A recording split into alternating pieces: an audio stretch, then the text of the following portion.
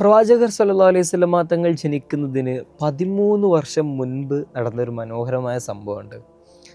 അന്ന് കഅബക്കുള്ളിലേക്ക് പ്രവേശിക്കുക എന്നുള്ളത് പ്രമുഖരായ, സമ്പന്നരായ, വലിയ കുടുംബക്കാർക്ക് മാത്രം സാധിക്കുന്ന ഒന്നായിരുന്നു.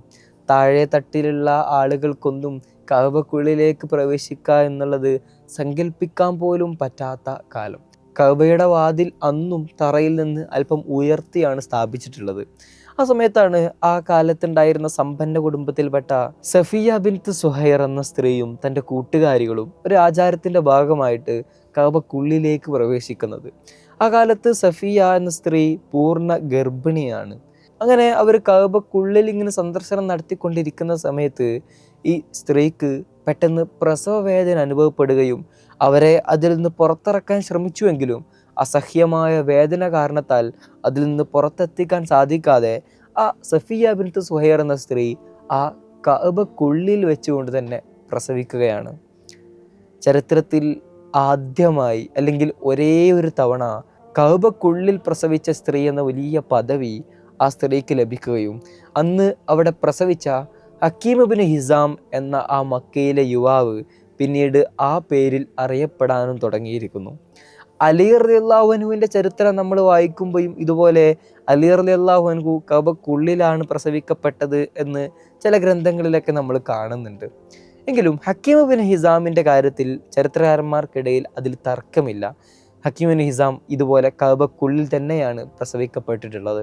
ആ ചെറിയ പ്രായങ്ങളിൽ തന്നെ ഈ ഹക്കീം ഇബ്നു ഹിസാം മക്കക്കാർക്കിടയിൽ വളരെ പ്രിയങ്കരനായ പുത്രനായിട്ട് മാറുന്നുണ്ട്. അതിൻ്റെ പിന്നിൽ ഈ കഅബക്കുള്ളിൽ ജനിക്കുക എന്ന സവിശേഷമായ കാരണം മാത്രമായിരുന്നില്ല. അത്യധികം ബുദ്ധിശക്തിയുള്ള, മനോഹരമായ, എല്ലാ കാര്യങ്ങളിലും ഇടപെടാൻ കഴിവുള്ള, അത്രയും സുശക്തനായ ഒരു യുവാവായിട്ടാണ് ആ ഹക്കീം ഇബ്നു ഹിസാം വളരുന്നത്. അക്കാലത്ത് ഖുറൈശികളുടെ ഏറ്റവും പ്രധാന കേന്ദ്രമായിരുന്ന ദാറുൻ നദ്വ, അവരെല്ലാ കാര്യങ്ങളും ചർച്ച ചെയ്യാനും തീരുമാനങ്ങൾ എടുക്കാനൊക്കെ അവരുപയോഗിച്ചിരുന്ന വലിയ ഒരു വീടായിരുന്നു ഈ ദാറുൻ നദ്വ എന്ന സൗധം. അതിലേക്ക് 40 വയസ്സിന് മുകളിൽ പ്രായമുള്ള ഖുറൈശികൾക്ക് മാത്രമേ പ്രവേശനം ഉണ്ടായിരുന്നുള്ളൂ. 40 ഒരാളുടെ പക്വതയാർന്ന പ്രായം എന്നതായിരുന്നതിൻ്റെ പിന്നിലുള്ള കാരണം. പക്ഷേ വെറും 15 വയസ്സ് മാത്രം പ്രായമുള്ള ഈ ഹക്കീം ഇബ്നു ഹിസാമിനെ അവർ ദാറുൻ നദ്വയിൽ അവരുടെ മീറ്റിങ്ങുകൾക്കൊക്കെ ക്ഷണിക്കുക എന്നുള്ളത് പതിവായിരുന്നു. വളരെ ചെറിയ പ്രായത്തിൽ തന്നെ അത്രമേൽ പക്വമായ നിലപാടുകൾ എടുക്കാനും ബുദ്ധികൂർമ്മതയോടെ തീരുമാനങ്ങളൊക്കെ കൽപ്പിക്കാനൊക്കെ അത്രയും പക്വമായിട്ടാണ് ഹക്കീം ഇബ്നു ഹിസാം വളരുന്നത്. പോരാത്തതിന് സമ്പന്നമായ പ്രഭു കുടുംബത്തിൽ ജനിക്കുകയും ചെയ്തു എന്നുള്ളത് ഹക്കീം ഇബ്നു ഹിസാമിനെ മക്കയിലെ ഏറ്റവും പ്രിയങ്കരമായ യുവാക്കളിൽ ഒരാളായിട്ട് വളർത്തുകയാണ്. അതിനുശേഷം കഅബയുടെ പുത്രൻ എന്ന നിലക്ക് അവിടേക്ക് വർഷാവർഷം ഹജ്ജിന് വരുന്ന ആളുകളുടെ എല്ലാവിധ സേവനങ്ങൾക്ക് വേണ്ടിയിട്ട്, അവരുടെ എല്ലാവിധ സഹകരണങ്ങൾക്ക് വേണ്ടിയിട്ടും അവർക്ക് വേണ്ട കാര്യങ്ങളൊക്കെ ചെയ്തു കൊടുക്കാൻ ഒരു ഹജ്ജ് സേവകനായിട്ട് പോലും ഹക്കീം ഇബ്നു ഹിസാം നിലകൊള്ളുന്നുണ്ട്. അത്ര വലിയ സമ്പത്തിൻ്റെ മടിത്തട്ടിൽ കഴിയുമ്പോൾ പോലും സൽസ്വഭാവിയായിരുന്നു ഹക്കീം ഇബ്നു ഹിസാം എന്നാണ് ചരിത്രം നമ്മോട് പറയുന്നത്. പാവപ്പെട്ട മനുഷ്യർക്ക് ദാനധർമ്മങ്ങൾ ചെയ്യാനും എല്ലാവിധ കാര്യങ്ങൾ ചെയ്തു കൊടുക്കാനൊക്കെ ഹക്കീം ഇബ്നു ഹിസാം മുന്നിൽ തന്നെ ഉണ്ടായിരുന്നു. പ്രവാചകർ സല്ലല്ലാഹു അലൈഹി വസല്ലമ തങ്ങളെ സംബന്ധിച്ചിടത്തോളം പ്രവാചകനെ അത്യധികം ഇഷ്ടമായിരുന്നു ഈ ഹക്കീം ഇബ്നു ഹിസാമിന്. കാരണം ഹക്കീം ഇബ്നു ഹിസാം സത്യസന്ധനായ ഒരു യുവാവായിരുന്നു. അക്കാലയളവിൽ തന്നെ അൽ അമീൻ എന്ന് പരക്കെ പ്രഖ്യാപിക്കപ്പെട്ട ആ സത്യസന്ധനായ ഖുറൈശികളിലെ മറ്റൊരു യുവാവായിരുന്ന മുഹമ്മദിനോട് ഈ ഹക്കീം ഇബ്നു ഹിസാമിന് അതിയായ താല്പര്യം ഉണ്ടായിരുന്നു. അതുകൊണ്ട് തന്നെ പലപ്പോഴും ആ പ്രവാചകർ സല്ലല്ലാഹു അലൈഹി വസല്ലമ തങ്ങളും ഹക്കീം ഇബ്നു ഹിസാമും ഒരുമിച്ചാണ് ഇരിക്കുകയും അവർ സംസാരിക്കുകയൊക്കെ ചെയ്യുന്നത് മക്കക്കാർക്കിടയിലെ ഒരു പതിവ് കാഴ്ചയായിരുന്നു. പക്ഷേ ഇസ്ലാമിക ദൗത്യവുമായിട്ട് പ്രവാചകർ സല്ലല്ലാഹു അലൈഹി വസല്ലമ തങ്ങൾ ആദ്യമായിട്ട് കടന്നു വന്നപ്പോൾ ഈ ഹക്കീം ഇബ്നു ഹിസാം ആ ഇസ്ലാമിലേക്ക് കടന്നു വരുമെന്ന് പ്രവാചകനും സ്വഹാബത്തൊക്കെ വിശ്വസിച്ചിരുന്നു. പക്ഷേ ആദ്യകാലത്തൊന്നും ഈ ഹക്കീം ഇബ്നു ഹിസാം ആ ഇസ്ലാമിലേക്ക് കടന്നു വന്നില്ല. ആ ദഅവത്തിൻ്റെ അല്ലെങ്കിൽ ആ ഈമാനിൻ്റെ പ്രകാശം ഹക്കീം ഇബ്നു ഹിസാമിലേക്ക് എത്തിയില്ല എന്നുള്ളതാണ് അതിൻ്റെ പിന്നിൽ ഏറ്റവും പ്രധാനപ്പെട്ട കാര്യം. പ്രവാചകർ സല്ലല്ലാഹു അലൈഹി വസല്ലമ തങ്ങൾ ഇസ്ലാമിക സന്ദേശങ്ങളായിട്ട് കടന്നു വരുമ്പോൾ പോലും പ്രവാചകൻ്റെ സദസ്സിലും പ്രവാചകൻ്റെ കൂടെയൊക്കെ ഹക്കീം ഇബ്നു ഹിസാം ഉണ്ട്. പക്ഷേ താൻ ആരാധിക്കുന്ന ദൈവങ്ങളെ ഒന്നും തള്ളിപ്പറയാനോ പ്രവാചകൻ്റെ മതം സ്വീകരിക്കാനോ ഹക്കീം തയ്യാറാവുന്നില്ല എന്നുള്ളതാണ്. യുവാവായിരിക്കെ തന്നെ കച്ചവടത്തിലേക്ക് കടന്നതോടുകൂടെ പിന്നെ അധിക സമയവും ഷാമിലേക്കും യമനിലേക്കും സിറിയയിലേക്കും ഒക്കെ ഉള്ള കച്ചവട കാരവാനുമായിട്ട് അല്ലെങ്കിൽ കച്ചവട മുതലുകളൊക്കെ ആയിട്ട് സഞ്ചരിക്കുക എന്നുള്ളതായിരുന്നു ഹക്കീമിനെ സംബന്ധിച്ചിടത്തോളം പ്രധാനപ്പെട്ട ജോലിയും ഉത്തരവാദിത്വമൊക്കെ. ആ സമയത്ത് ഈ മതത്തെപ്പറ്റി ആലോചിക്കാനും അതിൽ ചിന്തിക്കാനും ഒന്നും ഹക്കീം ബിൻ ഹിസാം സമയം കണ്ടെത്തിയിരുന്നില്ല എന്നതും ആദ്യകാലത്ത് അദ്ദേഹം ഇസ്ലാമിലേക്ക് കടന്നു വരാത്തതിനുള്ള ഒരു കാരണമായിട്ട് ചരിത്രകാരന്മാർ പറയുന്നുണ്ട്. പ്രവാചകർ സ്വല്ലല്ലാഹു അലൈഹി വസല്ലമ തങ്ങളുടെ പ്രിയപ്പെട്ട മനുഷ്യനായിരുന്ന ഹക്കീം പ്രവാചകർ സ്വല്ലല്ലാഹു അലൈഹി വസല്ലമ തങ്ങളുടെ ബന്ധുവായിട്ട് മാറുന്നത് ഈ ഖദീജ ബീവിയുമായിട്ടുള്ള പ്രവാചകന്റെ വിവാഹത്തോടു കൂടെയാണ്. ഖദീജ ബീവിയുടെ സഹോദരന്റെ മകനായിരുന്നു ഹക്കീം ബിൻ ഹിസാം. ഇതേ ഹക്കീം ബിൻ ഹിസാമാണ് ഖദീജ ബീവിക്ക് സെയ്ദ് ബിൻ ഹാരിസ് എന്ന അടിമയെ സമ്മാനിക്കുന്നത്. ഖദീജ ബീവിയുടെ അടിമയായിട്ടാണ് ആദ്യകാലത്ത് ചരിത്ര പ്രസിദ്ധനായ സെയ്ദ് ബിൻ ഹാരിസ്, അവരുടെ ചരിത്രമൊക്കെ നമ്മൾ ഈ സീരീസിൽ മുൻപ് സൂചിപ്പിച്ചതാണ്. ഈ സെയ്ദ് ബിൻ ഹാരിസ് ബീവിയുടെ വീട്ടിലേക്ക് എത്തുന്നു, ബീവിയുടെ അടിമയായിട്ട് കഴിയുന്നതൊക്കെ. പിന്നീട് പ്രവാചകർ സ്വല്ലല്ലാഹു അലൈഹി വസല്ലമ തങ്ങളും ഖദീജ ബീവിയും വിവാഹമുറപ്പിച്ചതോടുകൂടെ വിവാഹ സുദിനത്തിൽ ബീവിയുടെ വിവാഹ സമ്മാനമായി ഈ സെയ്ദ് ബിൻ ഹാരിസ റളിയല്ലാഹു അൻഹുവിനെ ഖദീജ ബീവി പ്രവാചകന് സമ്മാനമായിട്ട് സമർപ്പിക്കുകയാണ്. പ്രവാചകന് അന്നേ ദിവസം തൻ്റെ പിതാക്കൾ വഴി കിട്ടിയിരുന്ന ബറക്ക എന്ന അടിമയെ വിവാഹ സുദിനത്തിൽ പ്രവാചകർ സ്വല്ലല്ലാഹു അലൈഹി വസല്ലമ തങ്ങൾ സ്വതന്ത്രനാക്കി പറഞ്ഞയച്ചിരുന്നു. അന്നേ ദിവസം തന്നെയാണ് തനിക്ക് പുതിയൊരു അടിമയെ സമ്മാനമായിട്ട് ലഭിക്കുന്നത്. ഉടനടി പ്രവാചകർ സ്വല്ലല്ലാഹു അലൈഹി വസല്ലമ തങ്ങൾ സെയ്ദ് ബിൻ ഹാരിസിനെ മോചിപ്പിക്കുകയും സ്വതന്ത്രനായിട്ട് തനിക്ക് എന്നോട് കൂടെ നിൽക്കാമെന്ന് പറഞ്ഞുകൊണ്ട് ആ കുട്ടിയെ ചേർത്ത് പിടിക്കുകയും പിന്നീട് സെയ്ദ് ബിൻ ഹാരിസ് ആയിരുന്ന സെയ്ദ് റളിയല്ലാഹു അൻഹു സെയ്ദ് ബിൻ മുഹമ്മദ് എന്ന പേരിൽ പ്രവാചകർ സ്വല്ലല്ലാഹു അലൈഹി വസല്ലമ തങ്ങളുടെ വളർത്തു പുത്രനായിട്ട് മക്കയിലുടനീളം അറിയപ്പെടാനൊക്കെ തുടങ്ങുന്നുണ്ട്. ആ സെയ്ദ് ബിൻ ഹാരിസ് വരുന്നത് ഈ ഹക്കീം ബിൻ ഹിസാമിൻ്റെ കയ്യിൽ നിന്നാണ്. ഈ ഹക്കീമാണ് ഖദീജ ബീവിക്ക് നൽകുന്നത് എന്നാണ് നമ്മളിവിടെ പറഞ്ഞു വെക്കുന്നത്. കാലങ്ങളേറെ കഴിഞ്ഞുപോയി. പ്രവാചകർ സ്വല്ലല്ലാഹു അലൈഹി വസല്ലമ തങ്ങൾ ഇസ്ലാമിക പ്രബോധനവുമായിട്ട് മക്കയിലുടനീളം സഞ്ചരിക്കുകയും ആ കാലയളവിൽ തന്നെ ക്രൂരമായ പീഡനങ്ങൾ മക്കാ മുശ്രിക്കീങ്ങളിൽ നിന്ന് പ്രവാചകനും സ്വഹാബത്ത് ഏറ്റുവാങ്ങുന്ന സമയമാണ്. അങ്ങനെയാണ് പ്രവാചകർ സ്വല്ലല്ലാഹു അലൈഹി വസല്ലമ തങ്ങളും അനുചരരും ഉപരോധിക്കപ്പെടുന്നത്. ഉപരോധം എന്ന് പറഞ്ഞാൽ മക്കയിലുണ്ടായിരുന്ന ഒരാൾക്കും അവരിലേക്ക് കച്ചവടം ചെയ്യാനോ കച്ചവടം വാങ്ങാനോ പറ്റാതെ ബനൂ ഹാഷിമുകാരെ ഖുറൈശികൾ ക്രൂരമായിട്ട് ഉപരോധത്തിൽ ഏർപ്പെടുത്തുന്നു. ചരിത്രത്തിൽ ആദ്യമായിട്ട് കുറച്ചാളുകളെ ഇങ്ങനെ ഉപരോധിക്കുന്നത് ചരിത്രത്തിൽ ആദ്യത്തെ സംഭവമാണ്. അവർക്ക് ഭക്ഷണം നൽകില്ല, വെള്ളം നൽകില്ല, അവരിലേക്ക് വിവാഹ ആലോചനകളില്ല, അവർക്ക് വിവാഹം കഴിക്കാൻ പറ്റില്ല. അങ്ങനെ അത്രമേൽ ക്രൂരമായ പീഡനങ്ങളായിരുന്നു ആ ഉപരോധത്തിൽ ഉണ്ടായിരുന്നത്. പ്രവാചകർ സ്വല്ലല്ലാഹു അലൈഹി വസല്ലമ തങ്ങളുടെ ജീവചരിത്രം തുടക്കം മുതൽ അവസാനം വരെ അവതരിപ്പിക്കുന്ന നമ്മുടെ മുഹമ്മദ് എന്ന സീരീസ് നമ്മുടെ ചാനലിലൂടെ തുടർന്നുകൊണ്ടിരിക്കുന്നുണ്ട്. ആ സീരീസിലൊക്കെ നമ്മൾ ഈ ഉപരോധത്തെ പറ്റി വിശദമായിട്ട് സംസാരിച്ചതാണ്. അത് കാണാത്ത ആളുകളൊക്കെ നമ്മുടെ ചാനലിലെ പ്ലേലിസ്റ്റിൽ പോയിട്ട് മുഹമ്മദ് എന്ന സീരീസിൻ്റെ പ്ലേലിസ്റ്റ് എടുത്ത് നോക്കിയാൽ തുടക്കം മുതൽ അവസാനം വരെയുള്ള വീഡിയോസൊക്കെ നിങ്ങൾക്ക് കാണാം. അങ്ങനെ പ്രവാചകർ സ്വല്ലല്ലാഹു അലൈഹി വസല്ലമ തങ്ങളും ഈ സ്വഹാബത്തൊക്കെ ഉപരോധത്തിൽ ഏർപ്പെട്ട കാലത്ത് ഈ അബൂ ത്വാലിബിൻ്റെ കീഴിൽ അവർ ഷുഐബ് അബൂ ത്വാലിബ് എന്നൊരു താഴ്വരയിലാണ് താമസിച്ചിരുന്നത്. അവർക്ക് ഭക്ഷണങ്ങളില്ലാതെ പൊറുതിമുട്ടിക്കൊണ്ടിരിക്കുന്ന സമയമാണ്. സ്വഹാബത്ത് പലരും ക്രൂരമായിട്ടുള്ള പീഡനങ്ങളിലൂടെ കടന്നു പോകുന്നു. അടിമകളായ പല സ്വഹാബത്തും അത്രമേൽ വേദനകളിലൂടെ കടന്നു പോകുന്ന സമയമാണ്. ആ സമയത്ത് ഭക്ഷണം പോലും കഴിക്കാനില്ലാതെ അവരൊരു മലഞ്ചെരുവിലേക്ക് എത്രയോ വർഷക്കാലത്ത് ഉപരോധത്തിൽ കഴിയേണ്ടി വരികയാണ്. ബിലാൽ തങ്ങളൊക്കെ പറയുന്നുണ്ട്, വിശപ്പ് സഹിക്കവയ്യാതെ പച്ചിലകൾ കഴിച്ചിരുന്ന സമയമായിരുന്നു അത്. ആ സമയത്ത് ഈ ഹക്കീം ബിൻ ഹിസാം എന്ന നല്ല മനുഷ്യൻ മാത്രമല്ല, അവർ സ്വന്തം ഉമ്മയെപ്പോലെ കാണുന്ന ആളാണ് ഖദീജ ബീവിയും. അവരൊക്കെ അന്ന് അത്രമേൽ പ്രായമായിട്ടുണ്ട്. അവർക്കൊക്കെ സഹായത്തിന് വേണ്ടിയിട്ട് രാത്രി ഖുറൈശികളെല്ലാവരും ഉറങ്ങിക്കഴിഞ്ഞ വേളയിൽ ചരക്കുകൾ മുഴുവനും കയറ്റിയ ഒട്ടകങ്ങളെ ഷുഐബ് അബൂ ത്വാലിബിൻ്റെ ഭാഗത്തേക്ക് അവിടേക്ക് പറഞ്ഞേക്കുകയാണ്. അങ്ങനെ ധാന്യങ്ങളും ഭക്ഷണങ്ങളും ഏറ്റിയ ഒട്ടകങ്ങൾ, ഹക്കീം ബിൻ ഹിസാമിൻ്റെ ഒട്ടകങ്ങൾ വളരെ മുസ്ലിങ്ങൾക്ക് വളരെയധികം ആശ്വാസമായിക്കൊണ്ടാണ് ആ ഉപരോധ കാലത്ത് അവിടേക്ക് എത്തുന്നത്. പ്രവാചകർ സ്വല്ലല്ലാഹു അലൈഹി വസല്ലമ തങ്ങളിലോ ഇസ്ലാമിലോ ഒന്നും വിശ്വസിച്ചിട്ടില്ലെങ്കിൽ പോലും ഈ ഉപരോധത്തിൽ കഴിയുന്ന മുസ്ലിങ്ങൾക്ക് ഒരു നേരത്തെ ആഹാരവുമായി പല സമയത്തും ഹക്കീം ബിൻ ഹിസാമിൻ്റെ ഒട്ടകങ്ങൾ ഇതുപോലെ വന്നിരുന്നു എന്ന് ചരിത്രകാരന്മാർ നമ്മോട് പറയുന്ന മനോഹരമായ അധ്യായങ്ങളാണ്. കാലങ്ങൾ അങ്ങനെ കഴിഞ്ഞു പോകുന്നു. പ്രവാചകർ സ്വല്ലല്ലാഹു അലൈഹി വസല്ലമ തങ്ങളും അനുചരരൊക്കെ മദീനയിലേക്ക് പലായനം ചെയ്യുന്നുണ്ട്. അതിനുശേഷം ബദർ യുദ്ധത്തിനുള്ള വിളിയാളം വരുന്നു. ബദർ യുദ്ധത്തിലേക്ക് പുറപ്പെടുമ്പോൾ പ്രവാചകർ സ്വല്ലല്ലാഹു അലൈഹി വസല്ലമ തങ്ങൾ പറയുന്നുണ്ട്, ആ സംഘത്തിലെ 4 ആളുകൾ, അവരെ നിങ്ങൾ ഒരിക്കലും വധിക്കരുത്. അവർക്ക് ഈ യുദ്ധത്തിൽ പങ്കെടുക്കാൻ ഒരു താല്പര്യവുമില്ല. ആ ഗോത്രമഹിമകളുടെയും ആ മക്ക ഖുറൈശികളുടെയൊക്കെ സമ്മർദ്ദം മൂലമാണ് അവർ 4 പേരും ഈ യുദ്ധത്തിന് വരുന്നത്. അതുകൊണ്ട് ആ 4 പേരെ നിങ്ങൾ ഒരിക്കലും വധിക്കരുത് എന്ന് മുന്നറിയിപ്പ് നൽകുന്നു. അതിലൊന്നാമത്തെ ആൾ അബ്ബാസ് ബിൻ അബ്ദുൽ മുത്തലിബ് ആയിരുന്നു. പ്രവാചകർ സല്ലല്ലാഹു അലൈഹി വസല്ലമ തങ്ങളുടെ ബന്ധു കൂടിയായിരുന്ന അബ്ബാസ് ബിൻ അബ്ദുൽ മുത്തലിബ്. രണ്ടാമതായിട്ട് അഖീൽ ബിൻ അബി ത്വാലിബാണ്. അലി റളിയല്ലാഹു അൻഹുവിൻ്റെയും ജഅഫർ ബിൻ അബി ത്വാലിബ് റളിയല്ലാഹു അൻഹുവിൻ്റെ ഒക്കെ സഹോദരനായിരുന്ന അബൂ ത്വാലിബിൻ്റെ മകൻ, അതും പ്രവാചകർ സ്വല്ലല്ലാഹു അലൈഹി വസല്ലമ തങ്ങളുടെ ബന്ധുവാണ്. അവരൊന്നും ഇസ്ലാമിൽ വിശ്വസിച്ചിട്ടില്ലെങ്കിൽ പോലും പ്രവാചകനോ അല്ലെങ്കിൽ മുസ്ലിങ്ങൾക്കോ ഒരു തരത്തിലുള്ള ശത്രുതയോ നൽകാതെ പ്രവാചകർ സ്വല്ലല്ലാഹു അലൈഹി വസല്ലമ തങ്ങളുടെ കൂടെ നിന്നിരുന്ന മനുഷ്യരാണ്. അവരെ ഖുറൈശികൾ യുദ്ധത്തിന് വരുമ്പോൾ നിർബന്ധിപ്പിച്ച് കൊണ്ടുവരികയാണ്. അതുകൊണ്ടാണ് അവരെ വധിക്കരുത് എന്ന് പ്രവാചകർ സ്വല്ലല്ലാഹു അലൈഹി വസല്ലമ തങ്ങൾ ആദ്യമേ സ്വഹാബത്തിനോട് പറയുന്നത്. മൂന്നാമതായിട്ട് നൗഫൽ ഇബ്നു ഹാരിസ്, നാലാമതായിട്ട് പ്രവാചകർ സ്വല്ലല്ലാഹു അലൈഹി വസല്ലമ തങ്ങൾ എണ്ണുന്നത് ഈ ഹക്കീം ഇബ്നു ഹിസാമിനെയാണ്.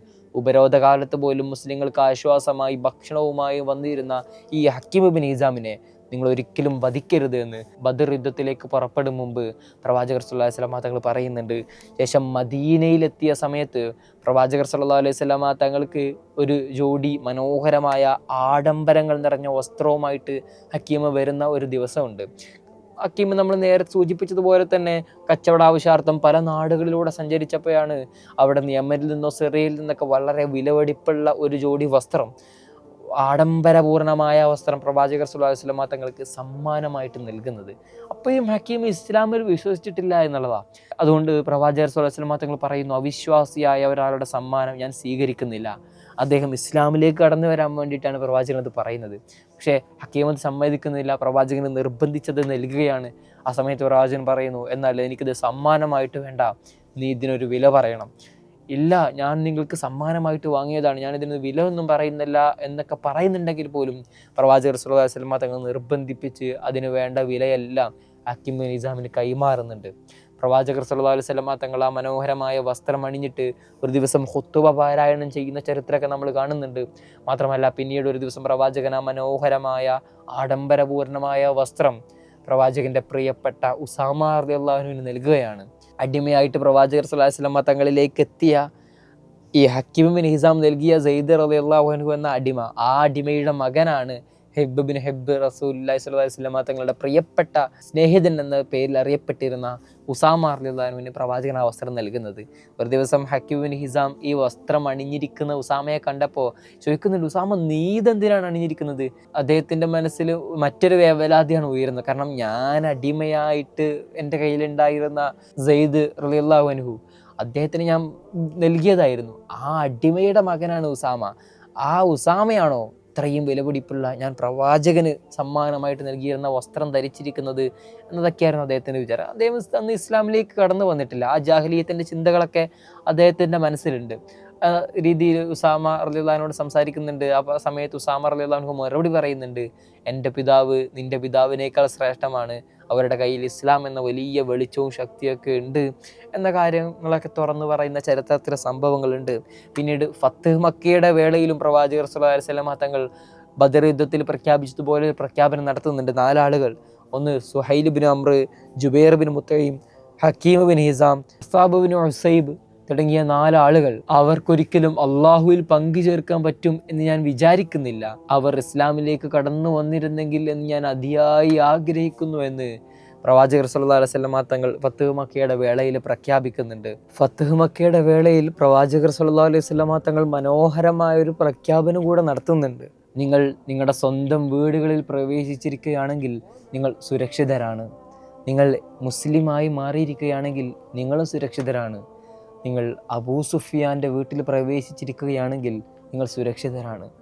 നിങ്ങൾ ഹക്കീം ബിൻ ഹിസാമിൻ്റെ വീട്ടിൽ പ്രവേശിച്ചിരിക്കുകയാണെങ്കിൽ നിങ്ങളും സുരക്ഷിതരാണ് എന്ന് പറഞ്ഞുകൊണ്ട് ഹക്കീം ബിൻ ഹിസാമിനെയും അബൂ സുഫിയാനെയും പ്രവാചകർ സല്ലല്ലാഹു അലൈഹി വസല്ലമ തങ്ങൾ അവിടെ പേരെടുത്ത് പറയുകയാണ്. നിങ്ങൾ ആലോചിച്ച് നോക്കുക, ഇത്രമേൽ ക്രൂരമായി പീഡിപ്പിച്ച് പട്ടിണിക്കിട്ട് ജനിച്ച നാടും വീടൊക്കെ ഉപയോഗിച്ച് അവിടെ നാട്ടി ഓടിച്ച മനുഷ്യരെ അവരെല്ലാം നേടിയിട്ട് തിരിച്ചു വരുമ്പോൾ മക്കാർ മുഴുവനും തങ്ങളെ മുഴുവനും കൊന്നുകളയും എന്ന് വിചാരിച്ചിട്ടിരിക്കുകയാണ്. ആ സമയത്താണ് പ്രവാചകർ സല്ലല്ലാഹു അലൈഹി വസല്ലമ തങ്ങൾ വന്നുകൊണ്ട് പറയുന്നത്, നിങ്ങളെല്ലാവരും സുരക്ഷിതരാണ് എന്ന്. ആ സമയത്ത് പ്രവാചകർ സല്ലല്ലാഹു അലൈഹി വസല്ലമ തങ്ങൾ പേരെടുത്ത് പറയുന്ന 2 ആളുകൾ, ഒന്ന് അബൂ സുഫിയാനും ഒന്ന് ഹക്കീം ബിൻ ഹിസാമുമാണ്. ഹക്കീം ബിൻ ഹിസാമിൻ്റെ കഥയാണ് നമ്മൾ പറഞ്ഞുകൊണ്ടിരിക്കുന്നത്. അബൂ സുഫിയാൻ്റെ കഥ നമ്മൾ വൈകാതെ നമ്മൾ ഈ സീരീസിലൂടെ പറഞ്ഞു വെക്കുകയും ചെയ്യുന്നുണ്ട്. മനോഹരമായ ആ ചരിത്രം. അങ്ങനെ ഹക്കീം ബിൻ ഹിസാം റളിയല്ലാഹുവിൻ്റെ പേരെടുത്ത് പറഞ്ഞ് പ്രവാചകർ സ്വല്ലല്ലാഹു അലൈഹി വസല്ലം തങ്ങൾ അദ്ദേഹത്തെ മഹത്വവൽക്കരിക്കുകയായിരുന്നു. അദ്ദേഹം പിന്നീട് ആ ഫതഹ് മക്കയുടെ വേളയിൽ തന്നെ ആ ഇസ്ലാമിൻ്റെ മനോഹരമായ തീരത്തിലേക്ക് കാലെടുത്ത് വെക്കുകയാണ്. അദ്ദേഹം മാത്രമായിരുന്നില്ല, അദ്ദേഹത്തിൻ്റെ കുടുംബം ഒന്നടങ്കം ഇസ്ലാമിലേക്ക് കടന്നു വരുന്നു. ആ ഫതഹ് മക്കയുടെ വേളയിൽ ഒരുപാട് ആളുകൾ ഇസ്ലാമിലേക്ക് കടന്നു വരുന്നുണ്ട്. ആ കൂട്ടത്തിലായിരുന്നു ഈ ഹക്കീം ബിൻ ഹിസാമും തൻ്റെ കുടുംബമൊക്കെ ഇസ്ലാമിലേക്ക് കടന്നു വരുന്നത്. പ്രവാചകർ സല്ലല്ലാഹു അലൈഹി വസല്ലം തങ്ങളുടെ അടുത്ത് വന്നുകൊണ്ട് ഹക്കീം ബിൻ ഹിസാം ചോദിക്കുന്നത്, നബിയെ, ഇസ്ലാമിന് മുൻപ് ഞാൻ ഒരുപാട് സൽക്കർമ്മങ്ങൾ ചെയ്തിട്ടുണ്ട്, അതിൻ്റെ പ്രതിഫലമെല്ലാം എനിക്ക് ലഭിക്കുമോ എന്നതാണ് ഹക്കീം ബിൻ ഹിസാം ചോദിക്കുന്നത്. ചരിത്രത്തിൽ ഇതുപോലത്തെ ഒരു ചോദ്യം ആദ്യമായിട്ടാണ്. കാരണം നമ്മൾ നേരത്തെ പല സ്വഹാബിമാരുടെ ചരിത്രം പറയുമ്പോഴും അവരെല്ലാം വന്ന് ചോദിക്കുന്നത്, ഇസ്ലാമിന് മുൻപ് ഞാൻ ഒരുപാട് തിന്മകൾ ചെയ്തിട്ടുണ്ട്, അതെല്ലാം ഈ ഇസ്ലാം സ്വീകരിച്ചതോടുകൂടെ എനിക്ക് പുറത്തു തരുമോ നബിയെ എന്നാണ് എല്ലാവരും ചോദിക്കുന്നത്. പക്ഷേ ഹക്കീം ബിൻ ഹിസാമിൻ്റെ കാര്യത്തിൽ അത് നേരെ ഓപ്പോസിറ്റ് ആയിരുന്നു. കാരണം വലിയ ദാനധർമ്മിയായിരുന്നു, ഒരുപാട് അടിമകളെ മോചിപ്പിക്കുന്നുണ്ട്, ഒരുപാട് സ്വതക്കകൾ ചെയ്യുന്നുണ്ട്. ആ പ്രതിഫലങ്ങളെല്ലാം എനിക്ക് ഇസ്ലാം സ്വീകരിച്ചതിന് ശേഷം ലഭിക്കുമോ എന്നാണ് ഹക്കീം ബിൻ ഹിസാം ചോദിക്കുന്നത്. ഉടനടി പ്രവാചകർ സ്വല്ലല്ലാഹു അലൈഹി വസല്ലം തങ്ങൾ പറയുന്നുണ്ട്, നിങ്ങൾ ആ പ്രതിഫലത്തോടുകൂടെയാണ് ഇസ്ലാമിലേക്ക് കടന്നു വന്നിട്ടുള്ളത്. ഒരിക്കൽ 100 ഒട്ടകങ്ങളെയാണ് അദ്ദേഹം ദാനമായിട്ട് നൽകുന്നത്, മറ്റൊരിക്കൽ 100 അടിമകളെ അദ്ദേഹം മോചിപ്പിക്കുന്നുണ്ട്. മുസ്ലിം അല്ലെങ്കിൽ പോലും അത്രയും സത്യസന്ധമായ സ്വഭാവങ്ങളിലൂടെ ജീവിച്ച മഹൽ വ്യക്തിയായിരുന്നു ഹക്കീം ബിൻ ഹിസാം. അങ്ങനെ അദ്ദേഹം ഇസ്ലാം വിശ്വസിച്ചതിന് ശേഷവും ഇതുപോലെ 100 ഒട്ടകങ്ങളെ സ്വതക്ക കൊടുക്കുകയും 100 അടിമകളെ മോചിപ്പിക്കുകയും ഒക്കെ ചെയ്യുന്നുണ്ട്. ഹുനൈൻ യുദ്ധത്തിൽ പങ്കെടുത്തതിന് ശേഷമാണ് അദ്ദേഹം പ്രവാചകർ സ്വല്ലല്ലാഹു അലൈഹി വസല്ലം തങ്ങളുടെ അടുത്തേക്ക് ഗനീമത്ത് മുതലുകൾ കൈപ്പറ്റാൻ ചെല്ലുന്നത്. ആദ്യ തവണ ചെല്ലുന്നു, യുദ്ധത്തിൽ പങ്കെടുത്ത എല്ലാവർക്കും പ്രവാചകൻ ഗനീമത്ത് നൽകുന്നുണ്ട്. 2ാം തവണയും ഹക്കീം ബിൻ ഹിസാം ചെന്നിട്ട് ചോദിക്കുകയാണോ ഗനീമത്ത്, ആ സമയത്തും പ്രവാചകൻ വീണ്ടും നൽകുന്നു. 3ാമത്തെ പ്രാവശ്യം ചെന്നുകൊണ്ട് പ്രവാചകനോട് ഗനീമത്ത് മുതൽ ചോദിക്കുകയാണ്. സമ്പന്നനായ സ്വഹാബിയാണ് ഹക്കീം ബിൻ ഹിസാം. 3ാമത്തെ തവണയും ചോദിക്കുമ്പോഴും പ്രവാചകർ സ്വല്ലല്ലാഹു അലൈഹി വസല്ലം തങ്ങൾ ആ ഗനീമത്ത് മുതലുകൾ നൽകുന്നു. എന്നിട്ട് പ്രവാചകർ സ്വല്ലല്ലാഹു അലൈഹി വസല്ലം തങ്ങൾ പറയുന്നുണ്ട്, ഈ സമ്പത്ത് എന്നുള്ളത് അത് ഹുൽവത്തുൻ ഹളറ, അത് ഈ പച്ചപ്പുള്ള കാണാൻ ഭംഗിയുള്ള മനോഹരമായ കാര്യമാണ്. പക്ഷേ അതിന് അത്യാർത്ഥിയോടെ അത് എടുക്കുകയാണെങ്കിൽ അത് നമ്മളെ തന്നെ നശിപ്പിച്ച് കളയും. ഒരാൾ ആത്മസംതൃപ്തിയോടെ അല്ലെങ്കിൽ കിട്ടിയതിൽ തൃപ്തിപ്പെട്ടുകൊണ്ടാണ് സമ്പത്ത് സ്വീകരിക്കുന്നതെങ്കിൽ അതിൽ വലിയ ബർക്കത്തും റഹ്മത്തൊക്കെ ഉണ്ടാവുമെന്ന് പ്രവാചകർ സ്വല്ലല്ലാഹു അലൈഹി വസല്ലം തങ്ങൾ ആ വേളയിലാണ് ഹക്കീം ബിൻ ഹിസാം തങ്ങൾക്ക് പഠിപ്പിച്ചു കൊടുക്കുന്നത്. ഉടനടി ഹക്കീം ബിൻ ഹിസാം റളിയല്ലാഹു അൻഹു നടത്തുന്ന ഒരു പ്രഖ്യാപനമുണ്ട്, നബിയെ, എന്നാൽ ഇന്നു മുതൽ ഞാൻ ഒരാളോടും ഒരു വസ്തുവും ചോദിക്കുന്നില്ല എന്ന വലിയ തീരുമാനം അദ്ദേഹം എടുക്കുന്നു. ആ സമയത്ത് അദ്ദേഹത്തിന് 70-ൽ മുകളിൽ വയസ്സുണ്ട്. മാത്രമല്ല പ്രവാചകൻ പറഞ്ഞു കൊടുക്കുന്നുണ്ട്, മുകളിലുള്ള കൈയാണ് എപ്പോഴും താഴെയുള്ള കൈയിനേക്കാൾ നല്ലത്, അഥവാ കൊടുക്കുന്നതാണ് വാങ്ങുന്നതിനേക്കാൾ എപ്പോഴും നല്ലത് എന്നൊക്കെ പ്രവാചകർ സ്വല്ലല്ലാഹു അലൈഹി വസല്ലം തങ്ങൾ ആ വേളയിൽ പഠിപ്പിച്ചു കൊടുക്കുന്നുണ്ട്. അതോടുകൂടെ അദ്ദേഹം തീരുമാനിക്കുന്നു, ഇത് എൻ്റെ അവസാനത്തെ ചോദ്യമായിരുന്നു നബിയെ, ഇനി ഒരു മനുഷ്യനോട് ഞാനൊന്നും ചോദിക്കുന്നില്ല. തൻ്റെ 70ാമത്തെ വയസ്സുകളിലാണ് അന്ന് ഹക്കീം ബിൻ ഹിസാം നിലനിൽക്കുന്നത്. അത്രയും പ്രായമായിട്ടുണ്ട് സ്വഹാബിക്ക്. പിന്നീട് പ്രവാചകർ സല്ലല്ലാഹു അലൈഹി വസല്ലം തങ്ങളുടെ വഫാത്തിന് ശേഷം അബൂബക്കർ തങ്ങളുടെ കൂടെയും ഉമർ തങ്ങളുടെയൊക്കെ കൂടെ അദ്ദേഹം യുദ്ധത്തിൽ പങ്കെടുക്കുന്നുണ്ട്. നിങ്ങൾ ആലോചിക്കുക, ആ സമയത്ത് അദ്ദേഹത്തിന് 70 വയസ്സാണെങ്കിൽ പിന്നീട് എത്ര കാലങ്ങൾ കഴിഞ്ഞു, അത്രയും കാലം അദ്ദേഹം ജീവിക്കുന്നുണ്ട്. വലിയ ആയുസ് കിട്ടിയ സ്വഹാബിയായിരുന്നു ഹക്കീം ബിൻ ഹിസാം റളിയല്ലാഹു അൻഹു. പക്ഷേ ആ യുദ്ധത്തിലൊക്കെ പങ്കെടുക്കുമ്പോഴും അവരെല്ലാം ആ യുദ്ധത്തിൽ പങ്കെടുത്തതിൻ്റെ പേരിൽ അവർക്ക് കിട്ടേണ്ട അർഹമായ ഗനീമത്ത് മുതലുകൾ നൽകുമ്പോൾ പോലും അതൊന്നും സ്വീകരിക്കുമായിരുന്നില്ല ഹക്കീം ബിൻ ഹിസാം റളിയല്ലാഹു അൻഹു. അതെല്ലാം മുസ്ലിങ്ങൾക്ക് സ്വതക്ക ചെയ്യുകയും അതൊന്നും തൻ്റെ കൈകളിലേക്ക് പോലും വാങ്ങാതെ മറ്റുള്ള ആളുകളിലേക്ക് കൊടുക്കാൻ പറയുകയൊക്കെ ചെയ്യുകയായിരുന്നു ഹക്കീം ബിൻ ഹിസാം ചെയ്തിരുന്നത്. ഉമർ റളിയല്ലാഹു അൻഹുവിൻ്റെ ചരിത്രത്തിൽ ഉമർ റളിയല്ലാഹു അൻഹു യുദ്ധശേഷം ഇങ്ങനെ ഗനീമത്ത് മുതൽ ഹക്കീം തങ്ങൾക്ക് നൽകിയപ്പോൾ ഹക്കീം ബിൻ ഹിസാം അത് സ്വീകരിക്കുന്നില്ല. ഉടനടി ആളുകളൊക്കെ വിളിച്ചു വരുത്തുന്നുണ്ട്, പറയുന്നുണ്ട്, ഞാൻ ഹക്കീം ബിൻ ഹിസാമിന് അദ്ദേഹത്തിൻ്റെ മുതൽ ഞാൻ നൽകിയതാണ്, പക്ഷെ അദ്ദേഹം സ്വീകരിക്കാത്തത് കൊണ്ടാണ് ഞാനത് മറ്റാളുകൾക്ക് നൽകുന്നത് എന്ന നീതിയുടെ പര്യായമായ ഉമർ റളിയല്ലാഹു അൻഹുവിൻ്റെ ചരിത്രം നമ്മളവിടെ കാണുന്നുണ്ട്. 120 വയസ്സ് വരെ ആ വലിയ മനുഷ്യൻ ജീവിക്കുന്നുണ്ട്. അത്രയും വലിയ ആയുസ് ലഭിച്ച വലിയ സ്വഹാബിയായിരുന്നു ഹക്കീം ബിൻ ഹിസാം റളിയല്ലാഹു അൻഹു. മദീനയിലെ വളരെ വലിയ സമ്പന്നനായിട്ട് അദ്ദേഹം മാറുന്നുണ്ട്. നല്ല സൽസ്വഭാവിയായിട്ട് ജീവിക്കുമ്പോഴും വലിയ സ്വതക്കകളൊക്കെ നൽകിക്കൊണ്ട്, എത്രയും വലിയ സ്വതക്കകൾ ഇസ്ലാമിന് വേണ്ടിയിട്ടും മുസ്ലിങ്ങൾക്ക് വേണ്ടിയിട്ടും പട്ടിണി പാവങ്ങൾക്കൊക്കെ വേണ്ടിയിട്ട് ഹക്കീം ഇബ്നു ഹിസാം റളിയല്ലാഹു അൻഹു നൽകുന്നുണ്ട്. മദീനയിലേക്ക് എത്തിയതിന് ശേഷം പലപ്പോഴായിട്ട് കരഞ്ഞുകൊണ്ടിരിക്കുന്ന ഹക്കീം റളിയല്ലാഹു അൻഹുവിനെ അനുചരരും സ്വഹാബത്തൊക്കെ കാണുന്നുണ്ട്. ആ സമയത്ത് സ്വന്തം മകൻ ചെന്നുകൊണ്ട് ചോദിക്കുന്നുണ്ട്, ഉപ്പ നിങ്ങൾ എന്തിനാണ് ഇങ്ങനെ കരയുന്നത്? ആ സമയത്ത് ഹക്കീം ഇബ്നു ഹിസാം റളിയല്ലാഹു അൻഹു മറുപടി പറയുന്നത്, ഞാൻ ഇത്രയും കാലം ഈ മനോഹരമായ പാതയിലേക്ക് എത്തിച്ചേർന്നില്ലല്ലോ, ഞാൻ എൻ്റെ എത്ര വലിയ ആയുസ്സാണ് നന്ദികേടിൽ കഴിച്ചു കൂട്ടിയത് എന്ന് പറഞ്ഞുകൊണ്ട് വേവലാതിപ്പെട്ടിട്ട് കരയുന്ന, ഖുർആൻ ഓതുമ്പോഴൊക്കെ പലപ്പോഴായിട്ട് ഈ കാരണം പറഞ്ഞുകൊണ്ട് കരയുന്ന ഹക്കീം റളിയല്ലാഹു അൻഹുവിനെ നമ്മൾ കാണുന്നുണ്ട്. മാത്രമല്ല, ആ മക്ക മുശ്രിക്കീങ്ങളുടെ പ്രഭവ മീറ്റിംഗ് കേന്ദ്രവും അവരുടെ ഒത്തുകൂടുന്ന കേന്ദ്രമൊക്കെ ആയിരുന്ന ദാറുൻ നദ്വ ഇദ്ദേഹത്തിൻ്റെ കീഴിലായിരുന്നു. അദ്ദേഹം അത് 1,00,000 ദീനാറിനാണ്, കാലത്തെ വലിയ സംഖ്യയാണത്, 1,00,000 ദീനാറിന് ആ ദാറുൻ നദ്വ വിറ്റ് കളയുകയാണ്. മക്ക ഖുറൈശികൾ വന്നുകൊണ്ട് ഹക്കീം ഇബ്നു ഹിസാം റളിയല്ലാഹു അൻഹുവിനോട് ചോദിക്കുന്നുണ്ട്, ഇത് ഖുറൈശികളുടെ അഭിമാന കേന്ദ്രമല്ലേ, ഇതെന്തിനാണ് അങ്ങ് വിൽക്കുന്നത്? അങ്ങക്ക് പൈസയുടെ ആവശ്യമില്ല എന്ന് ഞങ്ങൾക്ക് എല്ലാവർക്കും അറിയാം, പിന്നെ എന്തിനാണ് ഇത്രയും വലിയ അഭിമാന സ്തൂപം നിങ്ങൾ വിൽക്കുന്നതെന്ന് ചോദിച്ചപ്പോൾ, ഇവിടെ വെച്ചുകൊണ്ട് പലതവണ പ്രവാചകർ സ്വല്ലല്ലാഹു അലൈഹി വസല്ലം തങ്ങളെ വധിക്കാൻ വേണ്ടിയിട്ട് മക്ക ഖുറൈശികൾ പ്ലാൻ ചെയ്തിരുന്ന സ്ഥലമാണ്. ആ അഭിമാനത്തിൻ്റെ കാലമൊക്കെ കഴിഞ്ഞുപോയി. ഇത് സത്യത്തിൻ്റെയും സമാധാനത്തിൻ്റെയും ഇസ്ലാമിൻ്റെയും പ്രവാചകൻ്റെയും കാലമാണ്. അതുകൊണ്ട് ഈ ഒരു അഭിമാന സ്തൂപം എൻ്റെ പേരിൽ വേണ്ട എന്ന് പറഞ്ഞുകൊണ്ട് ആ ദാറുൻ നദ്വ 1,00,000 ദീനാറിന് വിറ്റ് കളയുകയും ആ പണം മുഴുവനും പാവങ്ങൾക്ക് വേണ്ടിയിട്ട് സ്വതക്ക ചെയ്യുകയും ചെയ്യുന്ന ഹക്കീം ഇബ്നു ഹിസാം റളിയല്ലാഹു അൻഹുവിൻ്റെ മനോഹരമായ ചരിത്രം. ഹജ്ജിനൊക്കെ പോകുന്ന വേളയിൽ 100 ഒട്ടകങ്ങളെ കൊണ്ടാണ് ഹക്കീം ഇബ്നു ഹിസാം റളിയല്ലാഹു അൻഹു മദീനയിൽ നിന്ന് മക്കയിലേക്ക് പോവുക. വഴിയിൽ കാണുന്ന പാവങ്ങൾക്കെല്ലാം, മക്കയിലുണ്ടായിരുന്ന ദരിദ്രരായ മനുഷ്യർക്കെല്ലാം ആ ഒട്ടകങ്ങൾ നൽകുകയും 100 അടിമകളെ ആ വേളയിൽ തന്നെ അദ്ദേഹം മോചിപ്പിക്കുകയൊക്കെ ചെയ്യുന്നു. അതിൻ്റെ വലിയ സന്തോഷത്തിൻ്റെ ലേബലായിട്ട് അവരുടെ കഴുത്തിലെല്ലാം ഹക്കീം ഇബ്നു ഹിസാം റളിയല്ലാഹു അൻഹു മോചിപ്പിച്ച ആ സന്തോഷത്തിൻ്റെ ലേബൽ അവരുടെ കഴുത്തിലേക്ക് ഇങ്ങനെ തിളങ്ങിക്കിടക്കാറുണ്ടായിരുന്നു എന്നും ചരിത്രകാരന്മാർ നമ്മോട് പറയുന്നുണ്ട്. 120-ാമത്തെ വയസ്സിലാണ് ഹക്കീം ഇബ്നു ഹിസാം റളിയല്ലാഹു അൻഹു നമ്മെ വിട്ടിട്ട് പോകുന്നത്. അല്ലാഹു സുബ്ഹാനഹു വ തആല അവരോട് കൂടെ നമ്മെ അവൻ്റെ ജന്നാത്തിൽ ഒരുമിച്ച് കൂട്ടുമാറാകട്ടെ എന്ന് പ്രാർത്ഥിക്കുന്നു. നാളെ ഇതുപോലെ മനോഹരമായൊരു കഥയുമായിട്ട് വീണ്ടും ഇരിക്കാം എന്ന് ആശിച്ചുകൊണ്ട് വാഖിറു ദഅ്വാനാ അൽഹംദുലില്ലാഹി റബ്ബിൽ ആലമീൻ. അസ്സലാമു അലൈക്കും വറഹ്മത്തുള്ളാഹി തആല വബറകാതുഹു.